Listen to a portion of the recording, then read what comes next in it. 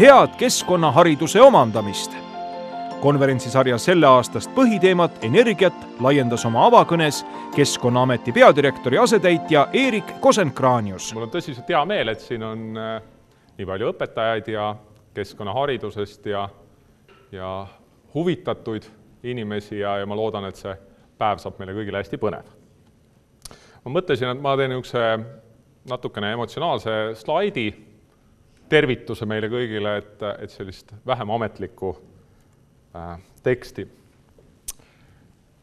Et see on üks pilt ühest 5-aastase poisi energialahendusest. Paaritunnine mäng legodega ja nüüd ta on kuskil magab juba. See asi oleks võinud lõppeda ka selliselt, et need klotsid oleks ära koristatud, kui lapsevanem, juhuslikult isa, kes pandi seda last sellel päeval hoidma, oleks natukene targem olnud. Ja sellel ajal, kui poiss siis nagu patareid laadis, mõnusalt magades, siis tuli koju ka ema. Ja nüüd on küsimus, et mis sellest energialahendusest edasi saab. Et üks võimalus on, et poiss ärkab üles ja ilusti rõõmsalt koristab selle ära. Natukene vähe tõenäoline. Teine võimalus on, et isa koristab koos poisiga. Ja kolmas võimalus on see, et ema ja isa koristavad, aga sellele järgneb ka selline sügav diskussioon, et kes on nüüd kasvatuses valesti midagi teinud ja võib-olla on, nagu me mõned teame, on selline traditsiooniline situatsioon mõnda aega, et on pilt, aga häält ei ole. Et kas siis bioenergia või tuumareaktsioon. Ja kuhu jõuda siis on see, et maailmas kahjuks on hästi palju konflikte, mille taga on siis valed väärtushinnangud, teadmatus. Ja konfliktid vee ja energia pärast on üsna tavalised ja kahjuks nad realiseeruvad väga dramaatilisel moel ka sõdadena ja inimeste hukkumisena.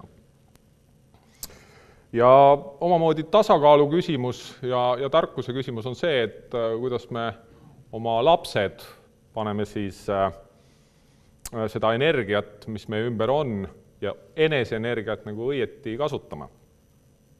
Et see nii-öelda energiakonflikt lastes eneses võib olla põhjustatud küll mitmetest muudest asjadest, see, et nad ei saa magada õieti või nad toituvad valesti. Aga et meie roll ongi väga palju lahti mõtestada seda ja suunata lapsi elama selliselt, et nad elavad säästlikult, tervislikult ja kindlasti tunnevad elust rõõmu ja pakuvad seda rõõmu ka teistele.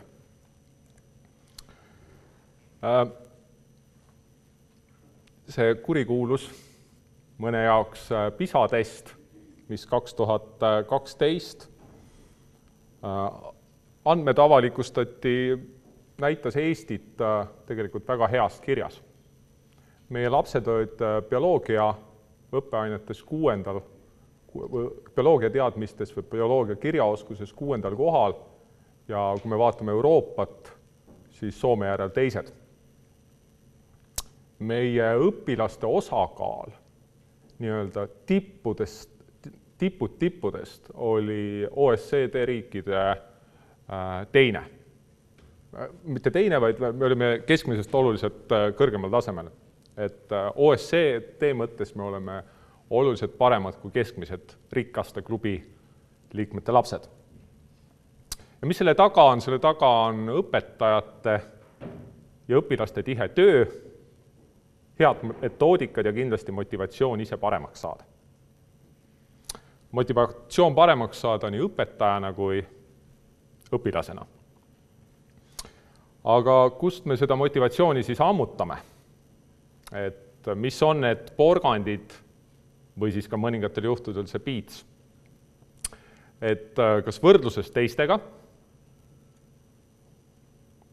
kuulates teiste õnnestumisi ja häid ideid, lihtsalt rutiini murdes, kuhugi välja minnes, oma õppeprogrammi teisiti korraldades või tunnustusest oma tööle.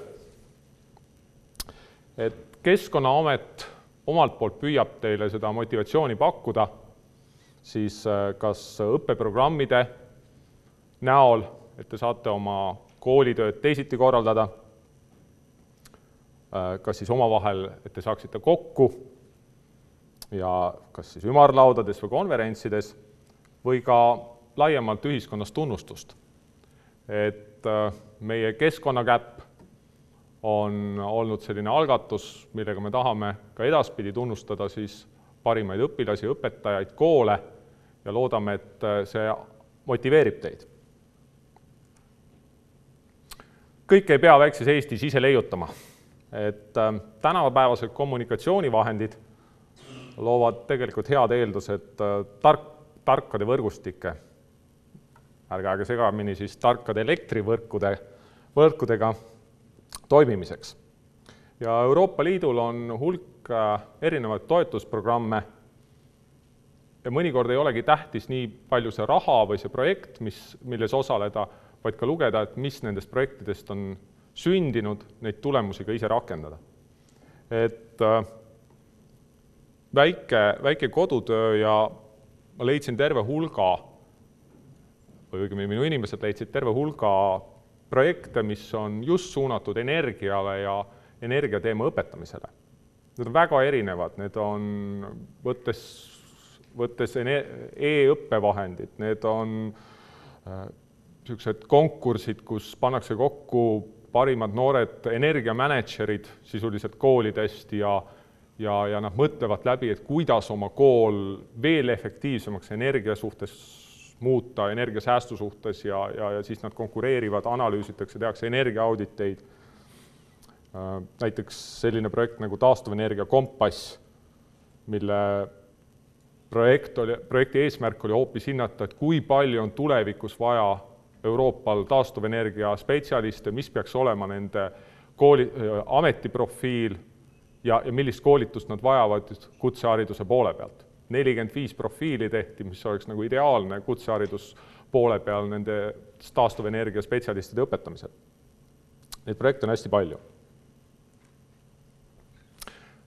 Kui ma alustasin oma ettekannet ühe pildiga, mis oli iPadis tehtud, siis lõpetan ühe gravüüriga 19. sajandist. Sellel on pilt, kus keravälk on sisse sadanud ühte ruumi. Härrasmehed on natuke segaduses või üllatunud. Üks energialahendus. Täpselt ei teata, mis see on, kuidas ta tekib, erinevaid arvamusi. Paar aastat tagasi Innsbrucki teadlased pakkusid välja, et teatud juhtudel keravälk on tegelikult hallutsinatsioon, mille tekitab energialaengu tõttu ülekoormatud ajumeid. Et me väga korraldajatena loodame, et see konverents teid üle ei koorma ja te ei hakka siin keravälke nägema, küll aga usume, et nendele energiaalastele teadmistele, mis te siit saate, te leiate ka muud kasulikku energiat. Et mõttevahetus kolleegidega töötubades aitavad teil leida teotahet igapäevatöös väga hea olla. Ja teadupärast energia ei kao kuhugi, vaid ta muutub ühest vormist teiseks. Ja me soovime väga, et tänane energiaimpulss, mille te eeldatavalt saate, jõuab ka teie õpilasteni. Muundub nende motivatsiooniallikaks ja vast siis oleme tõeliselt edukad olnud selle konverentsi korraldamisel ning võib-olla võime ka uhked olla 2015. aasta PISA-teste lugedes, kus meie õpilased on vähemalt sama head või võib-olla ka paremad nendes testides. Et särtsakat energiakonverentsi teile kõigile!